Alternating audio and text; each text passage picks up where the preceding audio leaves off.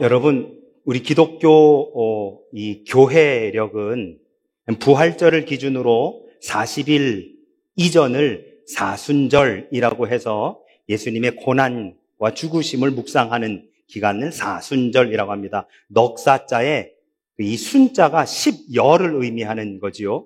그리고 부활절부터 50일을 오순절이라고 해서 이때는 전통적으로 뭐 했냐면 축제를 벌였습니다. 매일같이 예수님의 부활의 축제, 이거를 파스카라고 하는데요. 혹시 여러분 파스카 대축일이라는 말 혹시 들어보셨습니까?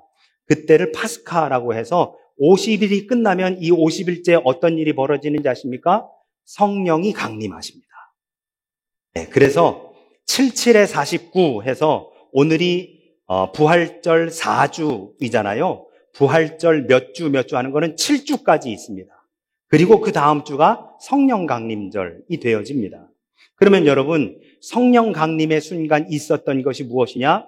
사도행전 1장 8절에 오직 성령이 너희에게 임하시면 너희가 권능을 받고 예루살렘과 온 유대와 사마리아와 땅 끝까지 이르러 내 증인이 되리라 하고 성경은 말씀합니다. 그래서 사도행전은 바로 이러한 예루살렘부터 땅 끝까지 이르러 주님의 증인이 된 사람들의 이야기들이 기록되어진 것이 사도행전입니다. 그렇게들 말하지요. 사도행전은 끝나지 않았다. 성경 66권 모두 중에 65권은 다 마무리되었지만 사도행전은 아직도 진행 중이다. 그런데 여러분, 우리는 사도행전 하면 주로 바울을 떠올리기 쉽지만 바울은 후반부에 나오는 것이고요. 전반부는 베드로의 전도 여행에 대해서 나옵니다. 오늘 우리가 읽은 사도행전 9장은 이 베드로의 전도 여행 중에 일어났던 일을 우리에게 보여주는데요. 바로 오늘 우리가 읽은 본문 바로 앞에 있는 32절부터 35절은 이 루따에 있는 루따라고 하는 도시에 애니아라고 하는 유대인 남성이 중풍에 걸려 오랫동안 고통당했었는데 베드로가 거기를 지나가다가 이 애니아를 고쳐주는 사건이 바로 32절부터 35절까지 소개됩니다. 그리고 오늘 36절부터의 말씀이 이 욥바에서 일어난 일인데요. 그 루따에서 애니아라고 하는 사람을 고쳐준 베드로에게 욥바에서 두 사람이 찾아와서 여성 제자인 다비다가 죽었다고 빨리 좀 와달라라고 요청합니다. 그리고 그들의 간청을 들은 베드로가 지체 없이 욥바에 달려가 죽었던 다비다를 살려준 이야기가 오늘 본문의 내용입니다. 지도를 한번 보시면 여러분, 욥바라고 하는 도시는 이 루따에서 대략 12km 정도 서북쪽으로 올라가면 있는 도시가 이 욥바라고 하는 도시입니다. 그리고 그 위쪽으로 쭉 올라가면 가이사랴가 나오죠. 이 가이사랴에서 고넬료라고 하는 사람을 만난 것이 오늘 우리가 읽은 본문 다음 장인 10장에서 나오는 내용이 되어집니다. 그래서 루따, 욥바, 가이사랴가 사도행전 9장과 10장의 내용이 담겨져 있다라고 이렇게 볼 수 있습니다. 그런데 여러분, 이 욥바에 대한 이야기가 여기만 나오는 게 아니고요. 구약 요나서에도 나오는데요. 요나서 1장 3절에 보면 요나가 여호와의 얼굴을 피하려고 일어나 다시스로 도망하려 하여 욥바로 내려갔다라고 하는 기록을 볼 수 있습니다. 여러분, 우리가 잘 알고 있다시피 요나는 하나님께서 너 니누웨로 가서 복음을 전해라고 하셨지요. 그들을 핍박하고 그리고 그들을 박해했었던 이 니누웨에 가서, 아수르의 수도인 니누웨에 가서 복음을 전해라라고 했더니 요나가 어떻게 그럴 수 있습니까? 저는 안 가겠습니다 라고 하며 하나님의 말씀에 불순종하여 오히려 니누웨의 정반대편에 있는 거기 어디? 다시스로 가기 위해 배를 탔던 항구 도시가 바로 이 욥바입니다. 근데 여러분, 욥바에서 다시스까지 한 6개월 정도가 걸려요. 그런데 6개월 정도 항해를 하기 위한다면 그 배의 사이즈가 어느 정도 되었을까요? 모르긴 몰라도 어마어마하게 컸을 겁니다. 그때 당시의 선적 기술을 우리가 생각해 본다면 어마어마하게 큰 배가 이렇게 들어갈 수 있는 도시가 바로 욥바라고 하는 도시였습니다. 오늘날 욥바가 이렇게 생겼습니다. 네, 꼭 한번 가보십시오, 여러분. 저도 아직 못 가봤지만 너무너무 아름다운 항구 도시 욥바입니다. 오늘은 우리 사도행전 9장의 말씀을 중심으로 이 욥바에서 일어난 일을 가지고 우리 같이 은혜를 잠시 나눠보고자 합니다. 첫 번째, 욥바에서 어떤 일이 일어났느냐? 죽음을 통해서도 하나님이 역사하신다는 사건을 우리는 경험하게 됩니다. 여러분, 이곳 욥바에는 다비다라고 불리는 여제자가 있었습니다. 영어로는 타비다라고 합니다. 그런데 이 다비다는 헬라식 발음이에요. 히브리식 발음이에요. 타비다. 그런데 이 이름을 번역하면 도르가라라고 하고 있는데요. 도르가는 헬라식 이름입니다. 그래서 이 여인은 다비다라고 하는 히브리식 이름과 도르가라고 하는 헬라식 이름을 다 가지고 있는 여인입니다. 여러분, 히브리식 이름과 헬라식 이름을 다 가지고 있는 또 한 사람이 성경에 소개되는데 누군지 혹시 아십니까? 바울입니다. 바울. 바울의 히브리식 이름이 사울이고요. 그의 헬라식 이름이 바울입니다. 그래서 이름이 바뀐 것이 아니라 언어에 의해 발음이 달라진 것이 사울과 바울, 바울과 사울입니다. 이 다비다라는 여인이 그렇습니다. 이 다비다라는 여인. 그러면 여러분 보시죠. 히브리식 이름도 가지고 있고 헬라식 이름도 가지고 있다는 것은 헬라 쪽에 살고 있는 유대 기독교 여성이다라고 이렇게 이해할 수 있는 것이죠. 그녀는 항상 선한 일을 했습니다. 가난한 사람 돕고 베풀고 특별히 죄송한 표현입니다만 과부들에게 먹을 것과 입을 것을 나누어주는 역할을 했었던 사람이 바로 이 도르가 그리고 다비다라고 하는 여자였습니다. 이 다비다는 이 가난한 과부들을 많이 도와주었는데요. 그녀가 손수 만든 옷들을 가지고 지금 그림에서 보시지만 도움이 필요한 과부들에게 옷을 만들어 나누어 주기도 했습니다. 여러분, 오늘에야 이 옷을 쉽게 구입해서 입을 수 있잖아요. 저도 우리 청년들이 단체복 맞춰서 입는다고 해서 아까 말씀드린 것처럼 저도 하나 뺏어 입었습니다. 나도 하나만 좀 다오. 근데 여러분, 당시만 해도 돈을 꾸고 갚을 능력이 없는 사람들이 자신의 외투를 저당 잡힐 정도로 옷은 굉장한 귀중품으로 취급됐던 것이 당시였습니다. 그러나 가난한 사람들은 이 옷을 마련할 형편이 변변치 않았고 때문에 다비다는 여러 가지 옷가지들을 손수 만들어서 어려운 이웃들에게 나누어 주었었던 사람이 바로 이 다비다라고 하는 여성입니다. 이처럼 공동체 안에서 많은 사람들을 도와주고 그로 인해 사랑받고 존경받았었던 이 여제자 다비다가 병들어 세상을 떠났습니다. 이에 욥바에 살고 있는 기독교 공동체는 큰 슬픔에 빠질 수밖에 없었습니다. 사람들은 그녀의 시신을 씻어서 다락방에 둡니다. 여러분, 이 유대인들 문화와 우리 한국인들 문화가 비슷한 게 굉장히 많습니다. 혹시 성지순례 다녀오신 분들 아시지만 여러분, 이 유대인들도 집에 들어갈 때 신발을 벗고 들어갑니다. 미국인들은 집에 신발 안 벗고 들어가지 않습니까? 심지어는 침대에서 잘 때조차 신발을 신고 자는 사람들도 많습니다. 그리고 바닥 문화에서 살아갑니다. 우리야 겨울이 있으니까 한국은 온돌이지만 이스라엘은 그 겨울이 춥지 않아서 온돌 문화는 아니지요. 그런데 그들의 장례 문화와 우리의 장례 문화가 대단히 비슷합니다. 여러분, 누군가가 돌아가시면 제일 먼저 뭐 하죠? 우리는 염을 합니다. 염. 그래서 이 3일 동안 3일장을 할 때 혹은 5일장을 할 때 그 매일같이 하는 순서들이 있어요. 제가 언젠가 이 기독교 이 장례 문화에 대해서 제가 한번 세미나 한번 하겠습니다. 그래서 염을 하고 그래서 입관을 하는데요. 그 전에 뭐 하냐면 시신을 깨끗하게 닦습니다. 제가 한국에서 작년에 저희 아버지 소천하셨을 때도 그렇고 제가 한국에서 목회할 때 이 입관하기 전에 시신을 닦고 하는데 저는 꼭 갔습니다. 입관실에 꼭 먼저 가면 이 장례 지도사들이요, 뭐 하냐면요. 여러분, 이거 한번 생각해 보세요. 그들이 알코올 솜으로 시신을 닦습니다. 저는 알코올 솜을 절대 못 닦게 했습니다. 왜냐면요, 여러분, 알코올 솜으로 시신을 닦으면 알코올에 의해서 몸에 묻어 있는 것이 잘 닦입니다. 잘 닦입니다. 그런데 여러분, 이렇게 생각해 보시죠. 우리의 인간의 몸이 죽으면 어디로 돌아가요? 어디로 돌아가요? 흙으로요. 그러면 여러분, 알코올로 소독하면 흙으로 잘 돌아갈까요? 안 돌아갈까요? 안 돌아갑니다. 알코올로 소독하면요. 그래서 뭘로 닦아야 돼요? 물로 닦아야 돼요. 그런데 장례 지도사들이 자기들 일 쉽게 하려고 그렇게 하는 이들이 일부 있습니다. 그래서 그 알코올로 시신을 다 닦으면 나중에 죄송합니다. 시신이 노랗게 됩니다. 알코올로 닦으면. 저는 반드시 들어가서 알코올로 닦지 마라 라고 그렇게 얘기해요. 물로 닦아라. 왜?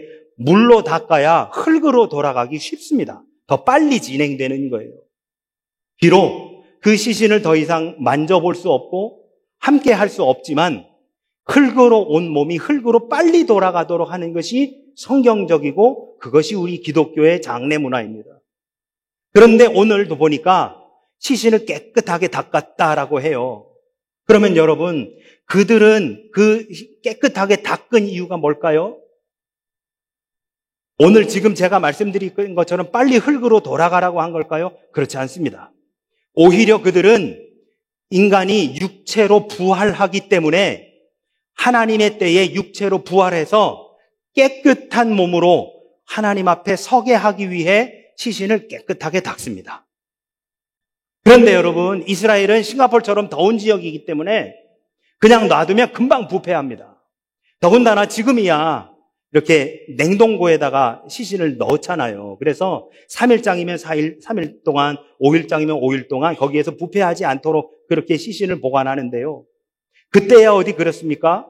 그러니까 그냥 놔두면 빨리 썩는 거예요. 그런데 그렇기 때문에 썩기 전에 빨리 매장하는 것이 당연한 것이건만 이 다비다의 시신을 깨끗하게 닦고 다락방에다가 눕혀놓습니다. 그러면 여러분, 제가 이렇게 여쭤볼게요. 요바에 사는 그리스도인들은 왜 다비다의 시신을 매장하지 않고 다락방에 눕혀놨을까요?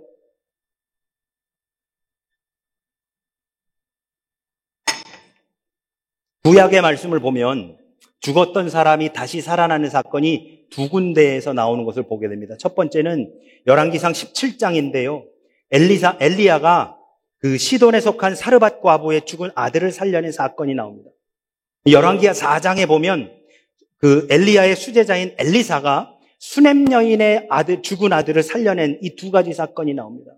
그러니까 엘리야가 사르밧 과부의 죽은 아들을 살려내고 그의 제자인 엘리사가 수넴 여인의 죽은 아들을 살려낸 이 두 가지 사건이 각각 열왕기상하고 열왕기하에 나옵니다. 그런데 여러분, 이 죽은 두 아들을 살린 공간이 공교롭게 다락방입니다. 여러분, 우리 한국 사람들은 다락방 하면 우리 시골에 할아버지 할머니 댁에 이 벽 문을 열면 가파른 계단이 있어 거기를 거의 기다시피 올라가면 허리도 피지 못할 정도의 그 공간, 이것을 우리는 다락방이라고 생각하기 쉬운데요. 당시의 다락방은 어떤 곳이었느냐? 여러분, 예수님께서 제자들과 유월절에 제자들과 최후의 만찬을 하셨던 곳, 거기가 다락방입니다. 마가의 다락방. 제가 아까 오순절 말씀드렸었죠. 오순절에 성령이 강림할 때에 사람들이 모여 함께 기도하고 있었던 곳, 거기가 바로 마가의 다락방입니다. 그리고 제가 지금 말씀드린 사르밧 과부의 아들과 수넴 여인의 아들이 죽었다가 다시 살아난 곳, 여기가 바로 다락방입니다. 그러니까 그 사람들, 이 유대인들에게 있어서 다락방은 뭐 하는 겁니까? 하나님의 임재하시는 곳이 다락방입니다. 하나님의 역사가 임하는 곳이 다락방이고 기적이 일어나는 곳이 다락방입니다. 요바에 사는 그리스도인들이 다비다의 죽은 시신을 매장하지 않고 다락방에 안치해둔 이유는 혹시라도 하나님께서 그녀에게 특별한 은혜를 베푸시지 않을까라고 하는 일말의 소망을 가지고 있었기 때문이다라고 그렇게 이해할 수 있습니다. 그러나 그들의 간절한 소망과는 다르게 다비다는 이미 죽었습니다. 꿈쩍도 하지 않습니다.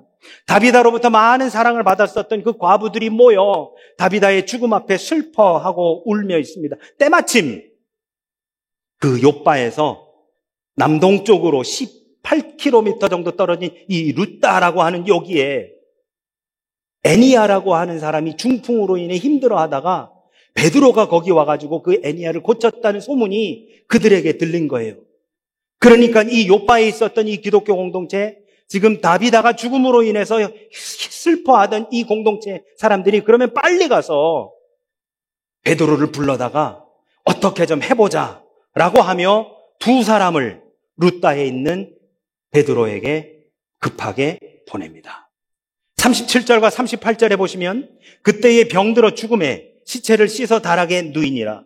룻다가 요바에서 가까운지라. 제자들이 베드로가 거기 있음을 듣고 두 사람을 보내어 지체 말고 와달라고 간청했다라고 성경은 말합니다. 여러분, 특히 38절을 보면 요바의 형제들은 룻다에 머물고 있는 베드로에게 지체 말고 와달라고 요청합니다. 지체 말고 와달라고. 여러분, 이렇게 한번 생각해 보시죠. 다비다는 이미 죽었습니다. 그렇죠? 다비다가 죽어가는 게 아니에요. 이미 죽었습니다. 베드로가 빨리 온들 뭐 어떤 일이 벌어지는 게 아니에요. 그런데 왜 빨리 룻다에 가서 베드로에게 속히 좀 와달라고 요청하라고 왜 그랬을까요? 만약에 이 다비다의 장례식에 베드로를 참석하게 할 거였었더라면 굳이 빨리 안 왔어도 됩니다. 그런데 왜 굳이 가서 신속하게 좀 와달라고 그렇게 요청했을까요? 그것은 그들이 앞서 다비다의 시신을 깨끗하게 씻고 매장하지 않고 다락방에 놓았던 것과 일맥상통합니다.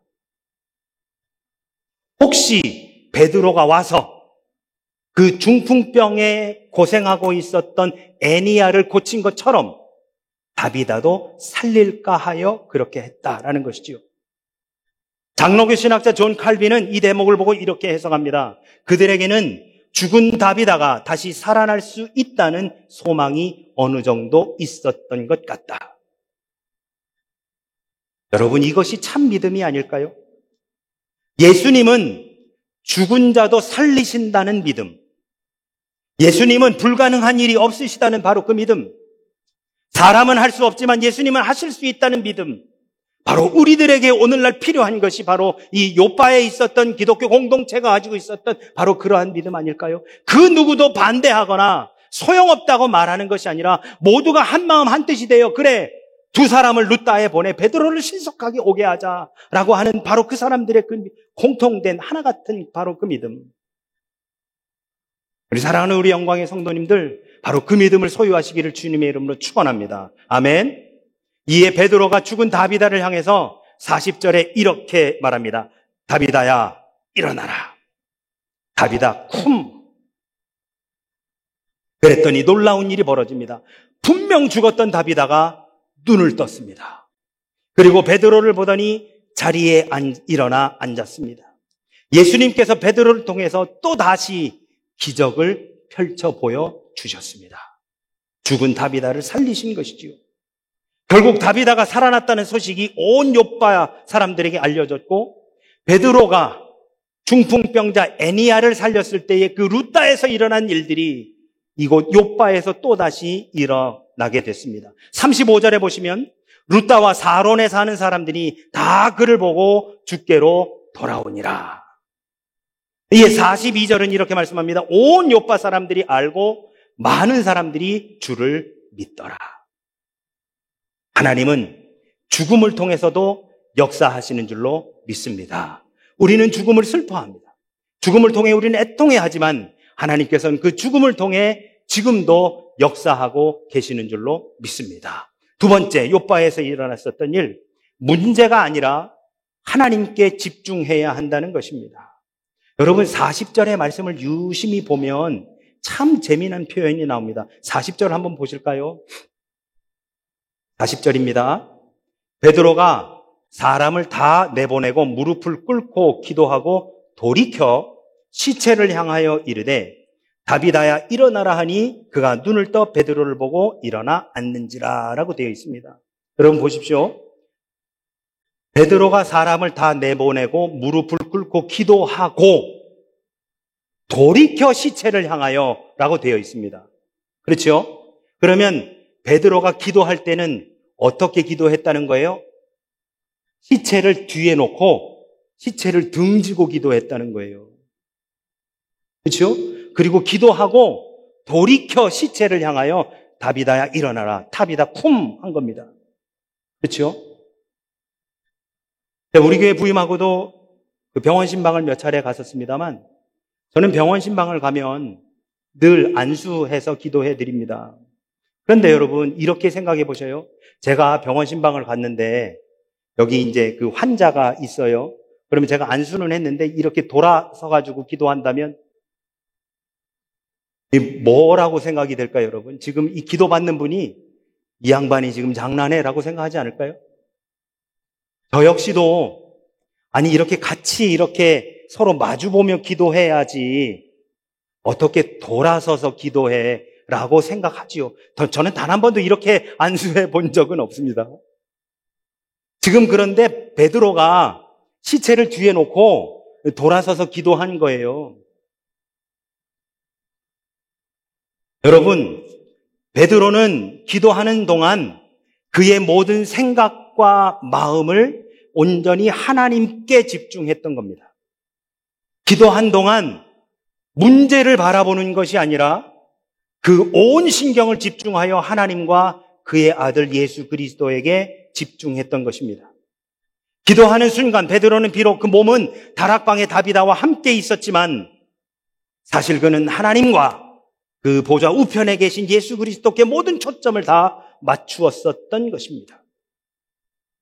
여러분, 문제를 보면 하나님이 보이지 않습니다.